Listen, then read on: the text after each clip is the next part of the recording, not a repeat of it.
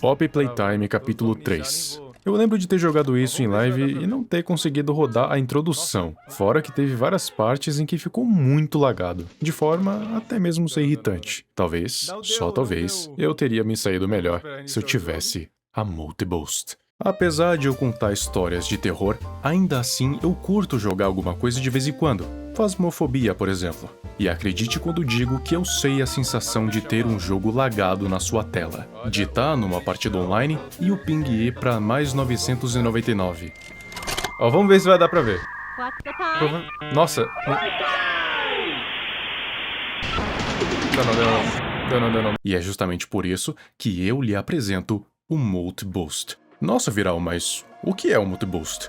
Meu querido amante do terror, é a ferramenta revolucionária que vai te auxiliar e muito nas suas jogatinas. Multiboost é um software de otimização para o Windows que possui a tecnologia de ponta para aumentar o FPS, diminuir o seu ping e zerar o input lag. Já imaginou algo assim? Pois não precisa mais imaginar, porque isso passou a existir quando o Multiboost foi devidamente criado. Caramba, Viral! E aí, tem mais coisa? Claro que tem, amante do terror. Além de auxiliar o seu laptop da Xuxa a ter mais desempenho em jogos eletrônicos, o Multiboost ainda possui a capacidade de melhorar o tempo de resposta no seu mouse, teclado e monitor. Então, sem mais aquele delay chato pra caramba que pode ser fatal em um momento decisivo. Eu garanto que você se interessou, até porque eu te conheço mais do que você imagina. Por isso, acesse o link na descrição e no comentário fixado para conseguir jogar seu Phasmophobia, Outlast, Dying Light, Dead by Daylight e tudo que tem direito, conseguindo tomar sustos com alto desempenho. Acesse multiboost.com e transforme o laptop em uma máquina.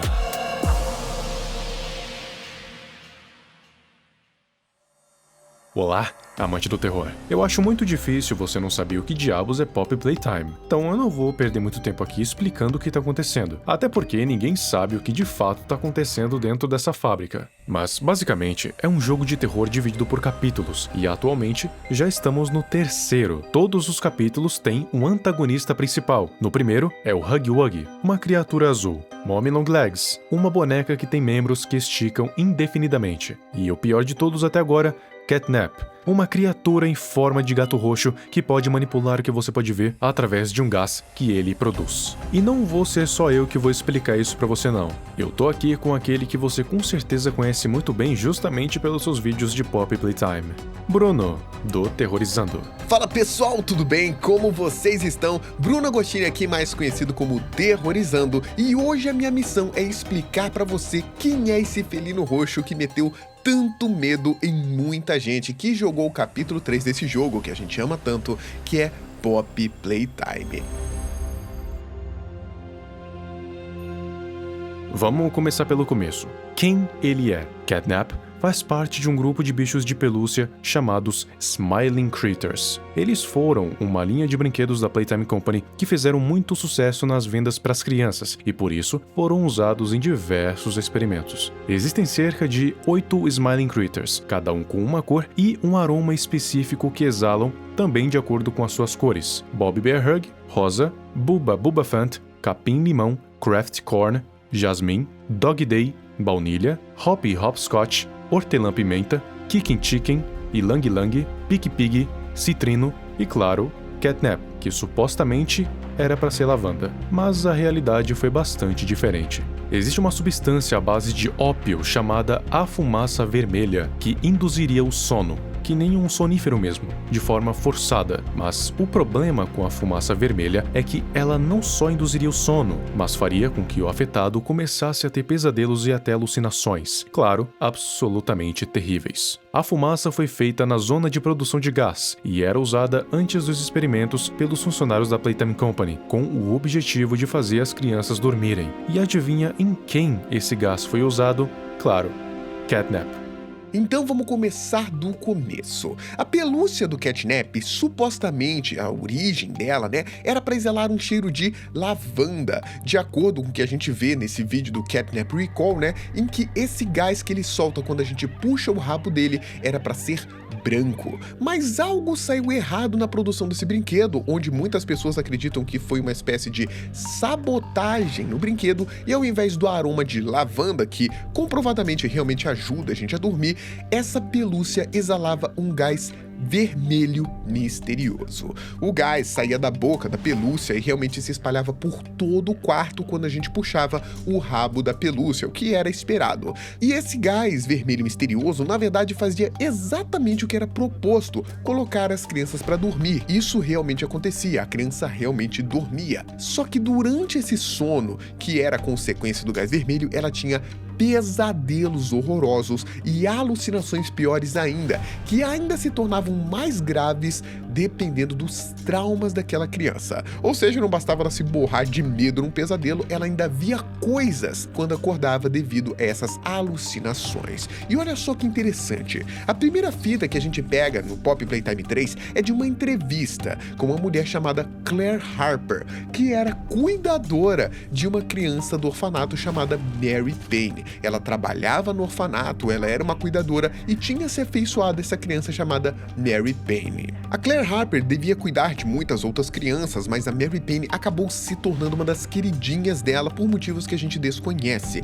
E aí, nessa época, todas as crianças já eram submetidas ao gás vermelho do catnap, ele já existia nessa época, e a Mary Payne, ela começou a ter algumas consequências diferentes das outras crianças quando era submetida a esse gás vermelho do catnap. Vale ressaltar que a Claire Harper, como uma funcionária da creche, já esperava esses pesadelos, tá? Ela até fala: não, eu sei que os pesadelos são normais, né? São esperados, mas desse jeito, porque o que aconteceu? A Mary Payne, alguns dias atrás, estava começando a sofrer bullying de outros garotos na própria creche. E aí, quando ela ia dormir, sempre sob os efeitos do gás vermelho do catnap, o que era de praxe dentro do orfanato, ela começou a ter problemas físicos quando ela sofria os pesadelos. Como eu disse, os pesadelos eram esperados, os funcionários esperavam isso, só que esses problemas físicos não eram esperados. E que problemas eram esses? A Claire Harper reparou que a Mary Payne começou a ficar muito pálida. Não somente isso, mas que ela ficava quente, como se o sangue dela estivesse borbulhando. Além disso, ela começou a revirar os olhos quando acordava. Ela acordava desesperada, gritando. E assim que ela acordava, ela descrevia um pesadelo muito estranho que nunca foi descrito por nenhuma outra criança.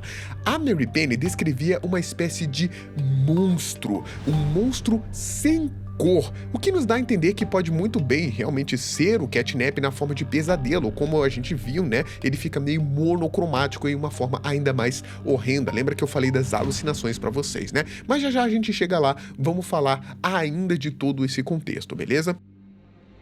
Depois dos pais, obviamente, denunciarem a Playtime Company por causa do mal que o catnap estava fazendo para as crianças, a franquia dos Smiling Critters estava sendo fadada ao fracasso. Eles até tentaram tirar o catnap das produções e vendas, mas convenhamos que o estrago já estava feito. Foram muitas crianças que tiveram traumas psicológicos graves e irreversíveis, e com isso, os lucros da empresa só desciam, e ela estava fadada à falência. Para diminuir os custos da empresa, eles fundaram a Bigger Bodies Initiative, onde eles produziriam experimentos com os brinquedos, criando corpos maiores para eles, tanto que está no nome da iniciativa. E é daí que surgiu o Experimento 1006, o protótipo, que é até hoje um mistério. Esses experimentos teriam como objetivo ajudar na força de trabalho da empresa, porque como não seriam seres humanos, logo o custo seria diminuído. O experimento 1188 foi Theodore Granville, ou então Catnap. A sua função seria tomar conta do Home Sweet Home, lugar onde os órfãos eram mantidos, e também os experimentos com eles. Assim como a sua versão pelúcia, o Bigger Body de Catnap também exalava o gás, que foi atrelado ao seu sistema respiratório, assim conseguindo ter controle sobre quando e onde ele iria soltar o gás. A fumaça vermelha nele era uma versão não letal, mas ainda assim muito potente. Ele agia como uma espécie de zelador na Playcare, e a sua personalidade era dada como dócil, gentil e facilmente impressionável. Era cuidadoso com os amigos e sempre queria vê-los dormindo, mas sabe o experimento 1006 que eu falei? Então, Catnap tinha uma devoção sinistra por esse troço, como se literalmente fosse o seu deus, a ponto de fazer orações, sacrifícios, e qualquer um que fosse contra os ideais do protótipo eram considerados como hereges e mortos pelo Catnap, que nem aconteceu com o pobre do Dog Day. Os outros Smiling Critters não parece que tiveram um final agradável, mas o Dog Day é o único que a gente vê em sã consciência antes de ser dominado pelos Ruined Critters e forçado a querer matar o jogador.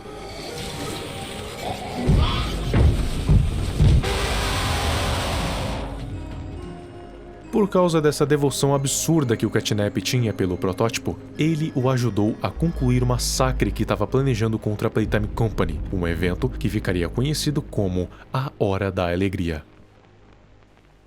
A Hora da Alegria, como vocês bem sabem, não foi nada mais nada menos do que a vingança do protótipo contra a Playtime Company por ter sido usado em experimentos dolorosos de forma até mesmo sádica durante muito tempo, beleza? Então começou com a rebelião dos Bigger Bodies Initiative, onde as versões vivas e maiores dos brinquedos simplesmente do nada, entre muitas aspas, começaram a atacar os funcionários sem dó nem piedade. Isso foi no dia 8 de agosto de 1995. E naquela ocasião, na Hora da Alegria, o que incomodou muitos outros experimentos que não participaram da Hora da Alegria foi justamente o fato de que não importava quem era inocente ou culpado, funcionário ou visitante, todo mundo que estava ali acabou morrendo até não sobrar ninguém. Desse massacre, pelo que nós observamos, participou Huggy Wuggy, Mom Long Legs, Catnap, Boxy Boo, as professoras da creche e os Ruined Critters, ou os Smiling Critters pequenininhos que a gente conhece. Mas teve muita gente que ficou de fora, como por exemplo a própria Pop, né? Inclusive, dá pra ver na fita que a própria Pop mostra pra gente que só sobrou um mar de corpos por toda a Playtime Company. E esses corpos foram levados para as profundezas da fábrica para servirem de alimento para os experimentos, como uma espécie de provisão. E foi assim que o 1006 conseguiu controlar a lealdade de muitos experimentos, prometendo proteção e comida. Aqueles que eram contra, como por exemplo a Pop, eram presos, ou como o Dog Day, que também foi contra a Hora da Alegria e acabou servindo de exemplo para os outros experimentos, sendo devorado pelos mini Smiling Critters durante todo esse tempo. Quanto aos outros Smiling Critters Big Bodies, todos eles foram contra o Catnap numa espécie de rebelião, porque não concordavam com a Hora da Alegria e nem a ditadura do 1006 e acabaram morrendo. De qualquer forma, tem um detalhe, que as crianças, elas foram separadas dos funcionários e foram levadas para outro lugar, dando a entender que as crianças ainda estão vivas, enquanto os corpos dos adultos, funcionários inocentes ou visitantes, acabaram servindo como alimento. Só que, como toda essa provisão, uma hora elas acabam, e os brinquedos acabaram se voltando um contra os outros em uma espécie de selva de pedra onde o mais forte sobrevive. E aí a gente volta agora ao Catnap, beleza? Tudo e todos que se recusaram a seguir as ordens do protótipo acabavam morrendo, como eu disse, sem mais nem menos. E antes disso, alguns até mesmo eram torturados, com seus corpos sem vida servindo de exemplo, por isso que tem alguns pendurados, por exemplo, uns mortos pela fábrica. E o próprio Catnap fazia questão de fazer isso, tanto que tem aquela mensagem, devote-se ou morra. Ele considerava o 1006 como seu salvador, o original, o anjo, um deus, tudo porque antigamente, quando Catnap era o Theodore Granville, a criança que se transformou em Catnap, o protótipo salvou a sua vida quando ele teve uma parada cardiorrespiratória ocasionada por um choque elétrico de uma mão verde defeituosa, que inclusive ele estava utilizando para ajudar o protótipo, enquanto ele ainda era criança, tá? A tentar fugir da creche. Então, isso aí gerou uma das discussões mais estranhas na internet. Por que o 1006 resolveu salvar a vida do Theodore Granville? Porque quando ele fez esse plano, né, manipulando a pequena criança de 7 anos, Theodore Granville, ele conseguiu abrir a tal porta que ele queria para fugir, mas ao invés de fugir, ele salvou a vida do Theodore Granville e acabou sendo pego nesse processo. É por isso que o 1006 foi capturado, tá? Porque ele resolveu salvar a vida do Theodore Granville, colocando ele em frente à porta da Playcare, e acabou sendo descoberto e capturado, beleza? Mas o Theodore Granville sabia que ele foi salvo pelo 1006 e quando se tornou o Catnap acabou sendo muito leal ao 1006. E é agora que você me pergunta como é que Catnap conseguiu matar tantos outros brinquedos. Bom, digamos que ele tem uma vantagem absurda em todos os aspectos possíveis. Os funcionários da Playtime Company criaram um monstro praticamente imbatível, com intelecto avançado e que ainda seguia as ordens de um outro monstro ruim. Vantagem tanto em relação à força, quanto em velocidade, tenacidade, flexibilidade, tamanho, versatilidade e, claro, a maior de todas, o gás vermelho que saía dos seus pulmões. Daí dá pra perceber porque o Catnap conseguiu essa façanha, e também porque ele foi o inimigo mais perigoso que a gente já enfrentou até agora. Depois da hora da alegria que os eventos de Pop Playtime realmente vieram a acontecer. Então, agora vamos sair um pouco da lore e ir pra gameplay. O que a gente tem do Catnap na gameplay do jogo e por que ele se destaca tanto? Na verdade, ele segue aquele padrão clássico de inimigo misterioso, aparecendo um pouquinho no início e mais naquele final. Só que ele começa meio que observando a gente em todos os pontos que a gente passa dentro do mapa, ou quase todos. No começo do jogo, a gente só vê ele de relance. O Catnap, ele espreita a gente a todo momento e são poucas as vezes que a gente consegue ver ele de fato. A primeira que dá um medo é realmente aquela lá no Home Sweet Home, no lar do Sylar, onde a gente tá naquela ilusão, atendendo a chamada do Wally, e quando vira pra trás, ele está nos observando. E a gente tem que admitir que nessa maldita alucinação que o protagonista está passando devido ao gás vermelho, os produtores realmente fizeram um ótimo trabalho em passar uma atmosfera de terror. A tensão de estar a todo momento sendo observado por esse gato miserável, gente, não tá escrita. O Catnap, então, ele não aparece muito, na verdade. Tem um bom tempo que ele fica desaparecido, só com aquela sensação de estar observando a gente de algum lugar, principalmente quando a gente sai de fato da Home Sweet Home. A gente realmente só vai ter um embate direto com ele lá no finalzinho do jogo, na boss fight. Inclusive, né, no final da boss fight, vocês sabem, o Catnap é derrotado por nós quando, do nada, o protótipo aparece do alçapão lá em cima. Ele estende a mão pro Catnap e parece que ele vai receber ajuda, ou algo assim. Só que as expectativas foram totalmente quebradas quando o protótipo atravessa a cabeça do Catnap e o ergue pra cima, pra provavelmente implantar o corpo do Catnap no dele, assim como ele provavelmente fez com a Mom Longlegs quando ela disse: eu vou ser parte dele, você vai me fazer ser parte dele. E aqui a gente tem algumas teorias a respeito disso. Provavelmente o Catnap, ele não era mais útil pro protótipo. Por quê? Porque quando o Catnap, ele toma o nosso choque da nossa mão verde, né, remetendo inclusive àquele evento que salvou a vida dele no passado, quando ele era um Theodore Granville ainda, né, que ele tomou um choque elétrico, ele tenta soltar o gás.